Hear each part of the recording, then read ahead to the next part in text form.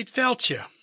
Thoughts and welcomes to Crann and beatha Short Stories and Poetry for April 26.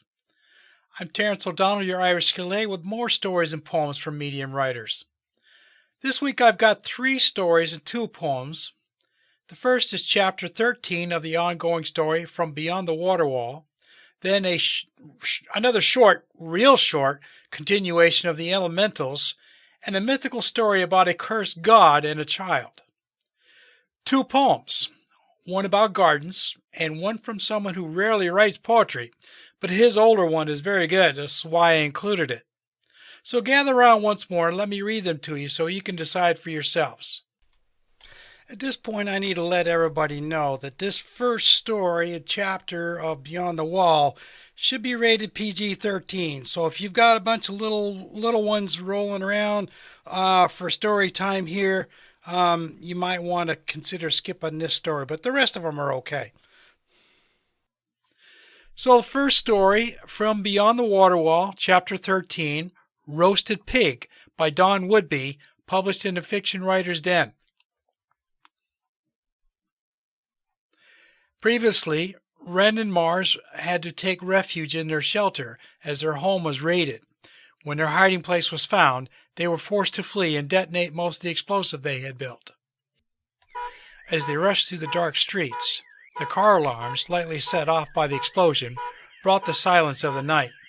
The smell of powder and smoke spread in the air and stuck to their clothes. Hades' claws were carved into Wren's arm as she struggled to balance the flamethrower on the opposing shoulder. Mars's load wasn't lighter. The weight of that bag was higher than what he had anticipated. The straps were starting to wear out. In the middle of this chaos, they were taken aback by what they saw. About 20 steps away from them, Abby and Spike quickly approached. "Mars, wait!" Wren shouted as he dropped the bag on the asphalt and advanced toward them. When he got close, he ground his teeth and put his hands around Spike's throat. Abby jumped back immediately. "You son of a bitch, why did you rat us out?" Mars shouted at him.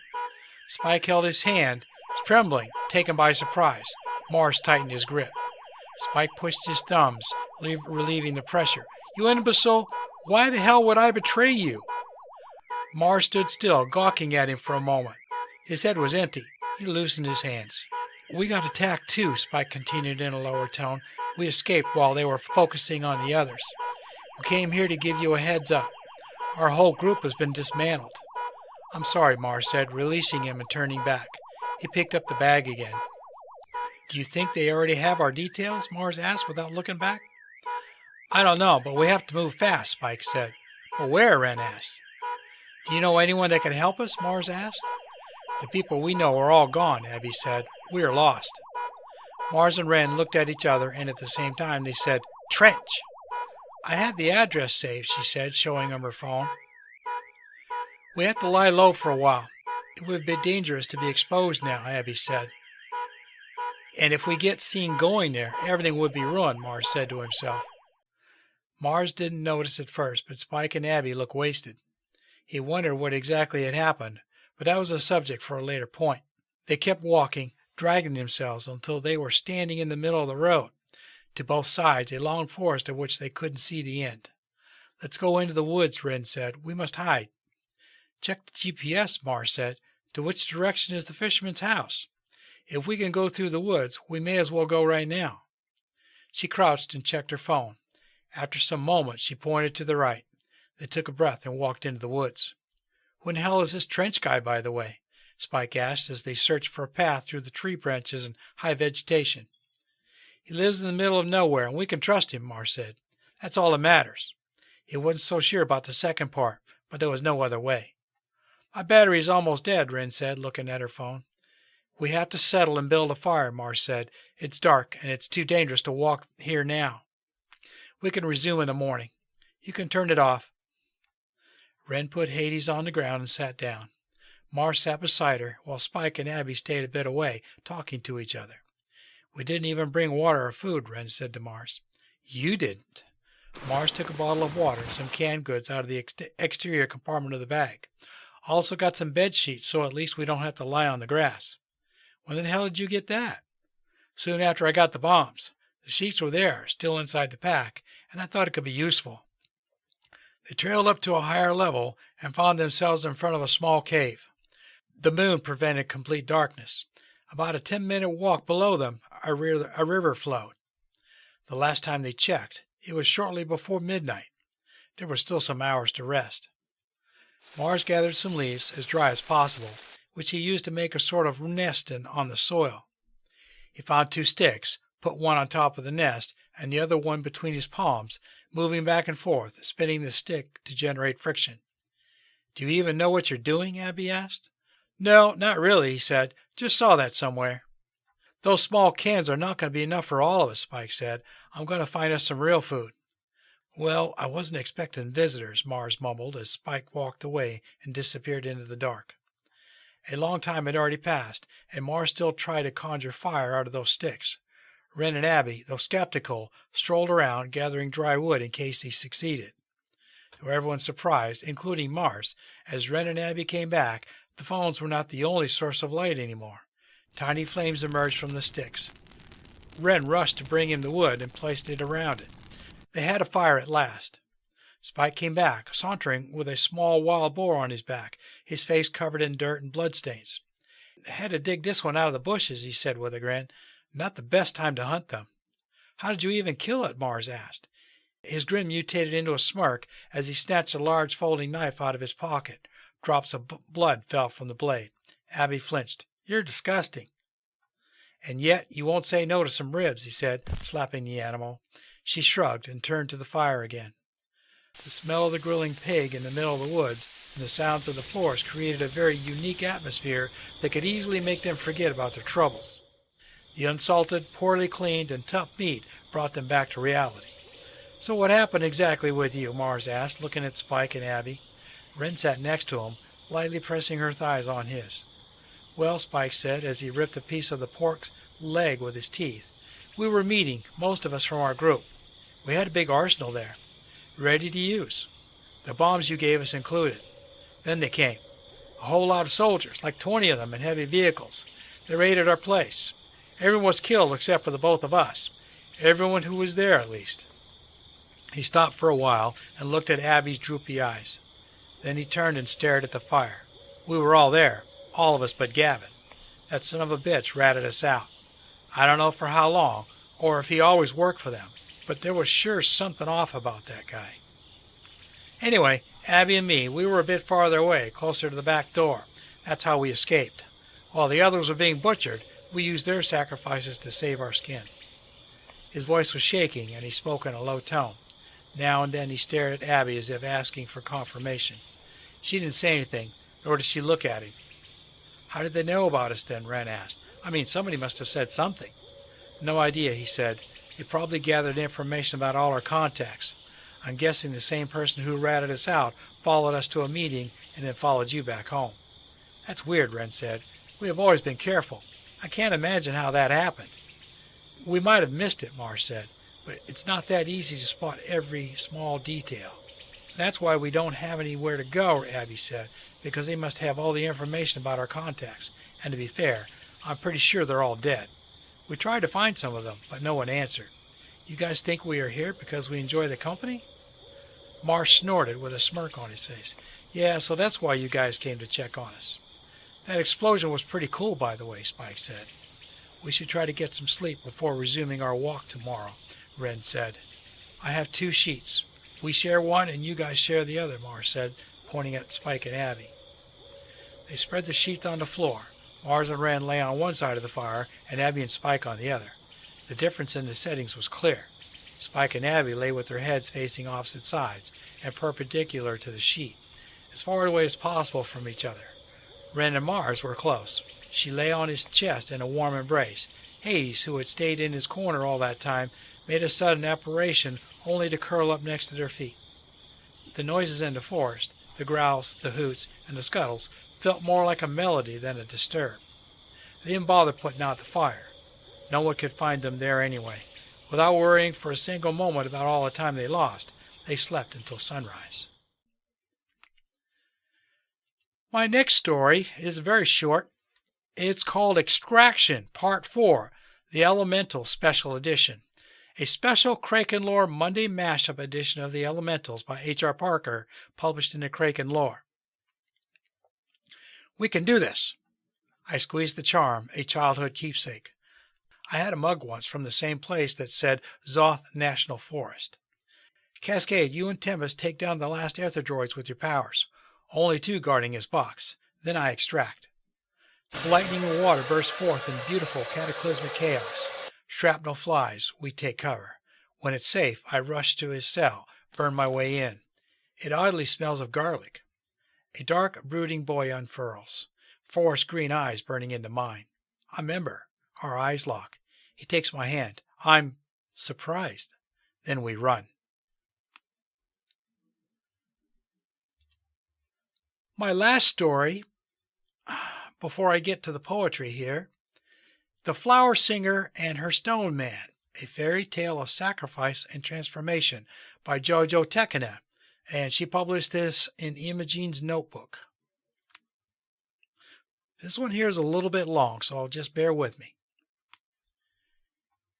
He saw her first, before she even realized what he was, the tiny girl with the huge voice.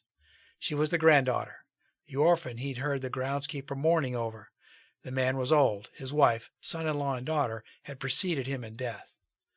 But not this joyful bit of fluff that careened around the roses and fell laughing into the lavender at his feet. He watched when she got her toes stuck in the soft dirt with a look of wonder.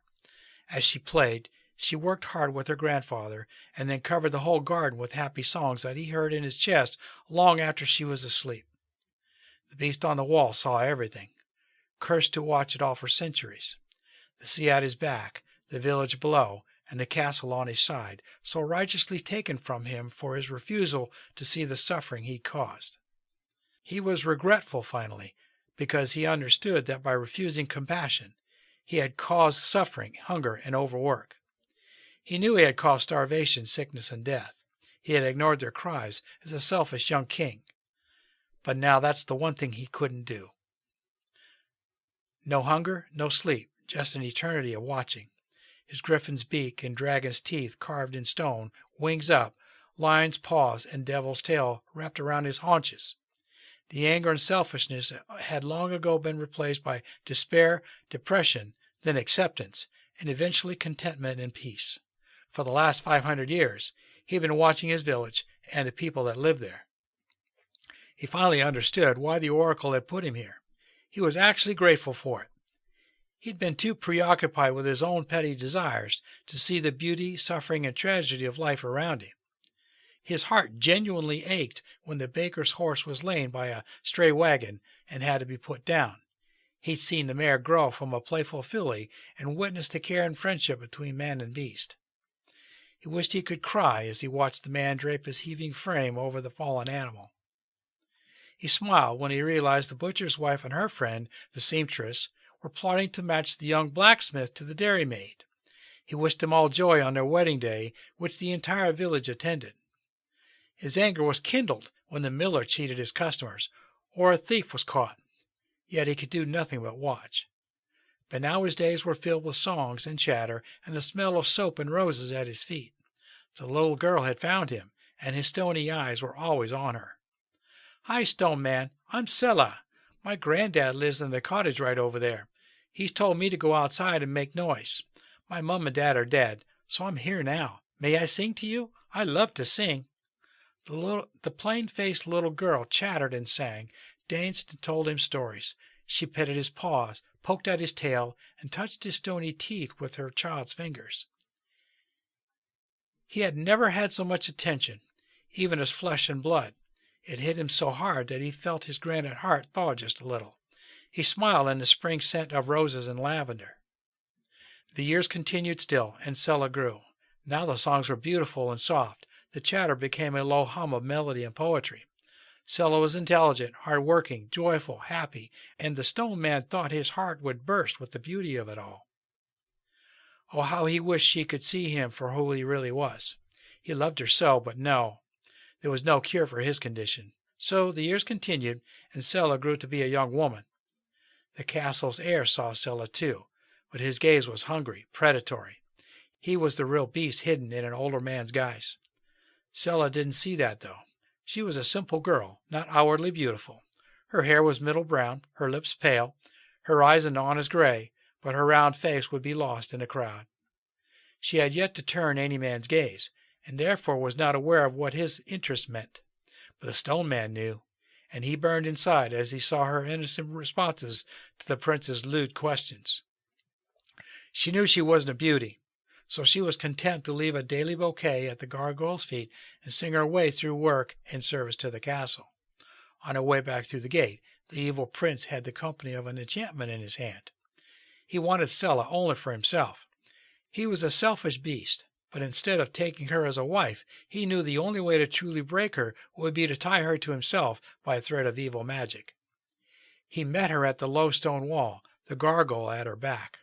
Her voice was pure and clear as she sang her way into the castle's keep. "Beautiful Cead, I have something for you." He taunted her with the compliment, knowing full well how it would hurt.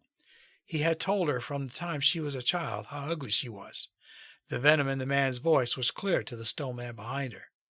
Startled, Cead watched in horror as he whirled her around and tightened a thin gold choker around her neck.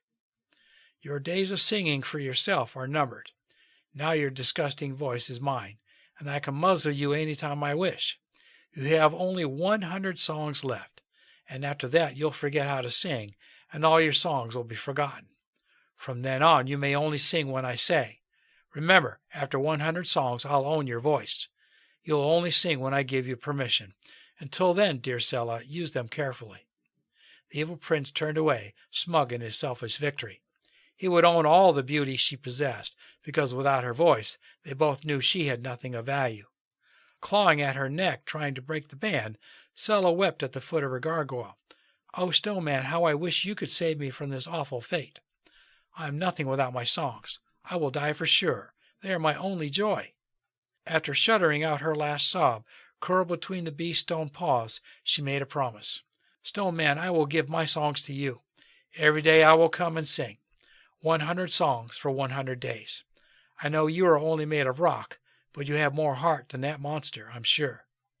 He watched as she walked slowly to her grandfather's cottage. The silence of the garden was deafening in the absence of her voice. A small trickle of salt water dripped from his stony eyes as the base around his lion's claws buckled. But Cead kept her promise. Everyone wondered why she had stopped singing. It was the talk of the village. The castle was quiet without her smile and voice, too quiet. It was unnerving, like the silence before the storm. But in the evenings, she would pick a bouquet and lay between his stone wings, her head resting on his. She would sing a new song in his stony ears. Each evening was different, and the stone man remembered them all. They were embedded in his soul. The stone man had felt her peace and acceptance of the curse, but as Cead sang to him day after day, he could also feel fire in his belly, that only desire and true outgoing love can inspire. There was no fear in her eyes as she looked at his hideous carved form. She traced his eyes and snarling visage with adoration, and the stone man, he thought she was the most beautiful woman in the world. Her plain face, wide gray eyes, and honest smile were the most attractive things he could ever imagine. But her heart, her sweetness, trustworthiness, and joy, her patience and grace, that is what made her truly beautiful to him. His heart cracked, heated, expanded, and started to beat with the glorious pain of his love. On the 100th day, Cead came to him mourning. Her face was covered with tears. The roses and lavender clutched to her chest were intertwined with lilies, lilac, and stems of gladiolus. It was to be her last gift. The evil prince waited in the doorway across the courtyard and watched Cead sing her last song. His eyes were possessive and cruel. They glinted in the golden light. But something strange was happening. As she laid the flowers at the base of his stone paws, the stone man could feel the petals and leaves. He could smell the flowers, and his heart beat strong and red in his chest. His claws twitched, and his fingers and muscles tensed and flexed. Cead poured her heart out in song. She sang of love, loss, salvation, desire, and yearning. She sang of betrayal, deception, and duty. She sang of him, and how she knew he could be kind and faithful in the face of all her challenges and shortcomings. She sang until the words and notes were mixed with tears and hiccups, and when she was done, the stone man shattered. He knew what the oracle had meant finally.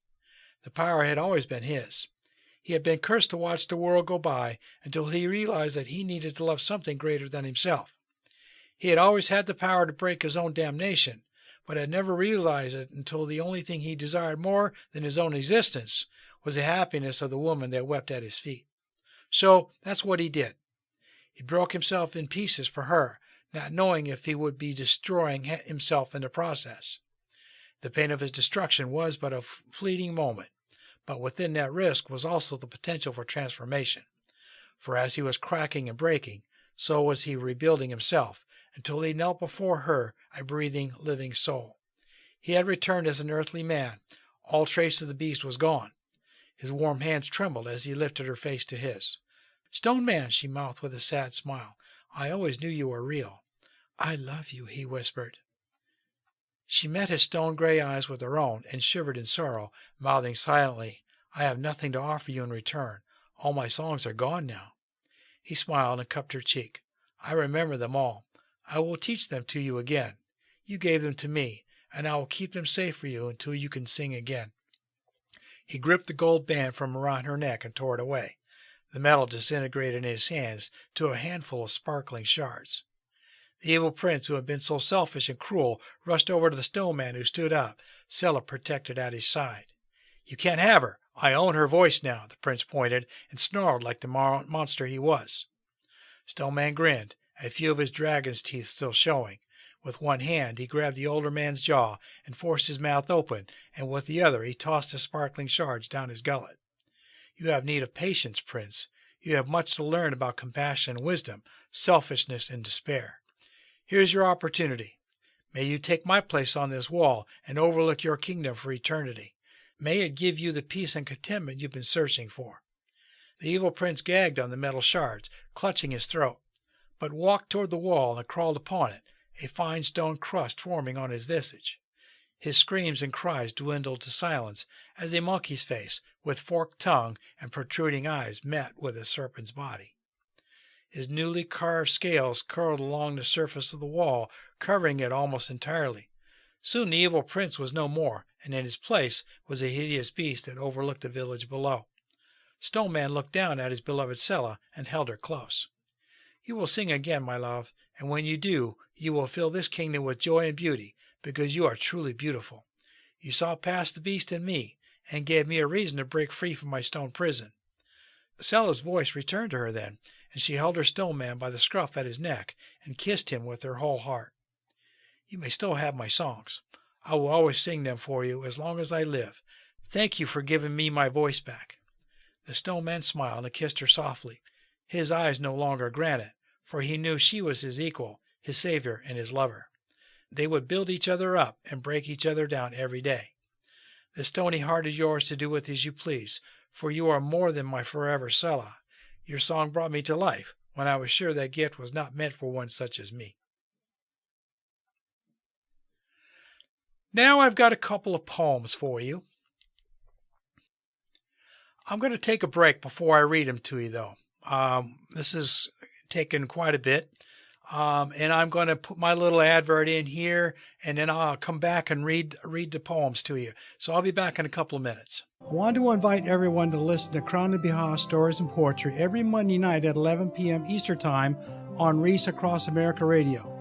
Search out www.reaseacrossamerica.org/radio by typing in the word Reese in these mobile apps, iHeartRadio, Odyssey, or TuneIn. Or find them on a web browser and join us to listen to the show and support WAA Radio, Whiskey Alpha Alpha Radio for any veterans listening. Reese Across America is a nonprofit radio station that supports veterans programs and organizations that help needy veterans. By joining us at Reese Across America, you are helping to support veterans in need across the U.S. So search us out and enjoy the shows they have to offer, and thank a veteran while you're at it. Now I want to take another minute or so to ask for a donation of any amount to help me keep this podcast going and to advertise my website. I've set up a donation tab on the Crann and beatha Stories and Poetry webpage at rss.com and a donation page on my website at www.crannandbeatha.com, using PayPal for your security. This way there is no credit card info saved anywhere, and you can use any currency you wish from around the world. If you like this podcast, please share it with everyone you know in your social circles, as the writers I showcase in this podcast deserve all the exposure they can get. I created this podcast for them because I love to read their work, and I believe it should be shared with the world. Now I want to explain how to find my website. Since the show is audio only, just take the website name from the podcast logo shown here and search for it. Visitors finding the website for the first time will reach the welcome page to learn a little bit about what's inside. There you'll see a homepage link at the bottom of the page. Click on it if you wish to enter my world. And on the menu bar at the top, there are links at all the pages in the website. Feel free to look around all you want. If you should happen to want to buy one of my books, all the better. Thank you for your patronage and support. Now back to the show.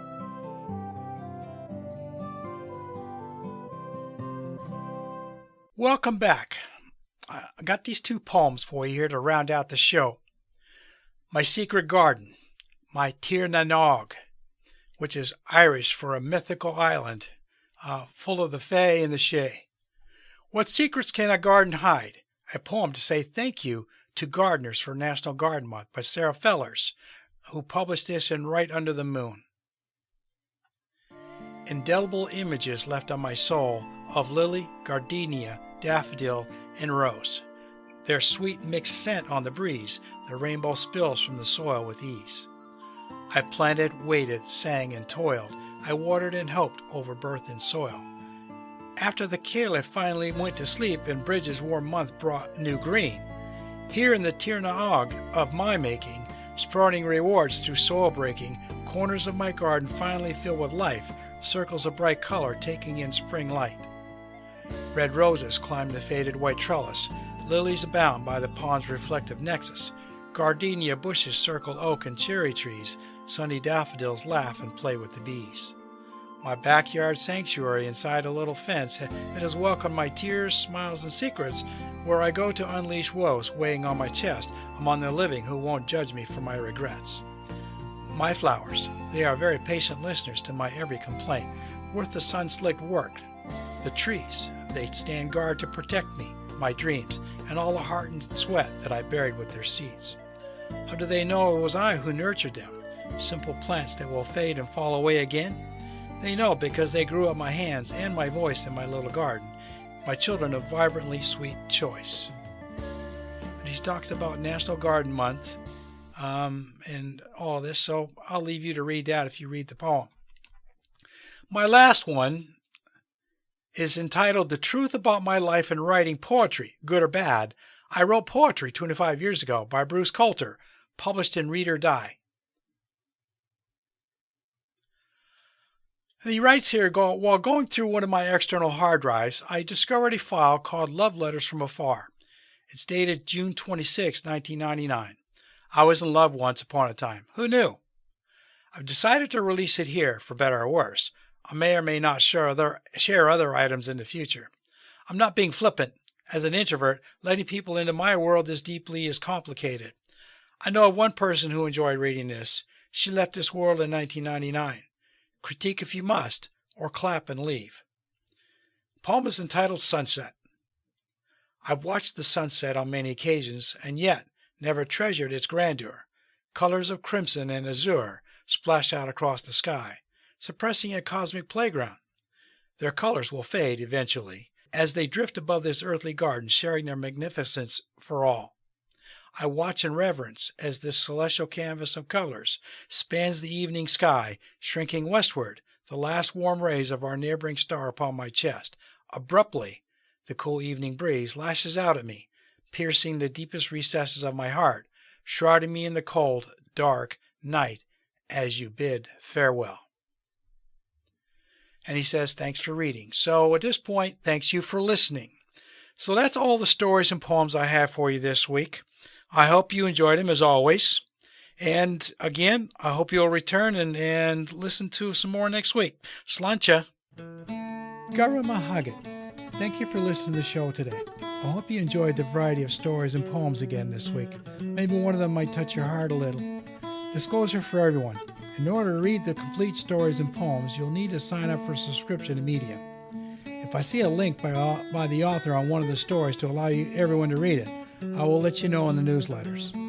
Please return again next week for another episode of Crann, beatha, Stories and Poetry. As a Sean K, I want to continue to delight you with a story or a poem that may bring you a smile or make you think a little bit after we part for the day. As I say goodbye this week, I wish to leave you with this Irish blessing as you go about your day. Long life and fair health to you. Salfada a gúsprech, slánche chocolate. Slán go foil. Goodbye for now.